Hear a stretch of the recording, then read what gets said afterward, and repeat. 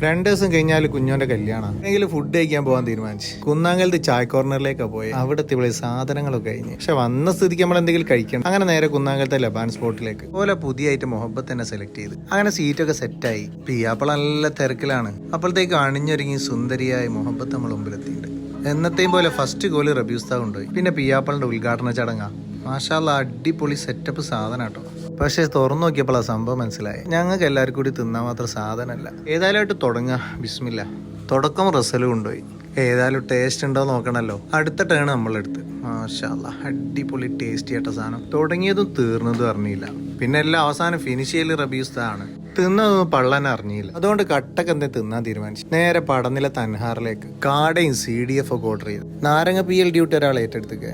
ചൂടോടെ അങ്ങോട്ട് കിട്ടിയപ്പം തന്നെ എല്ലാവർക്കും ഒരു ചെറിയൊരു ആർത്തി. കൈയിട്ട് വാരിയ പിയാപ്പിൾക്ക് ചെറുതായി ഒന്ന് പൊള്ളി. നല്ല കടിച്ചു പറിക്കുമ്പോൾ ഒരു സുഖം ഒന്ന് വേറെ ആണ്. ചൂടുണ്ടെങ്കിലും കുഴപ്പമില്ല എന്നല്ലേ. അങ്ങനെ ഏതായാലും പള്ള നിറഞ്ഞു. അൽഹംദുലില്ലാ. പിയാപ്പിൾക്ക് എന്നാലും കുറവ് ഇങ്ങോട്ട് മാറിയില്ല. ഏതായാലും ഞങ്ങളൊക്കെ ഫിനിഷ് ചെയ്ത് പിന്നെ അവസാനത്തെ പരിപാടി ജീരകമുട്ടായും കഴിച്ചു. പിന്നെ എന്നും നാളെയാണ് നമ്മളെ ചങ്ങായിന്റെ കല്യാണം. ബാറക്കല്ലാഹ്.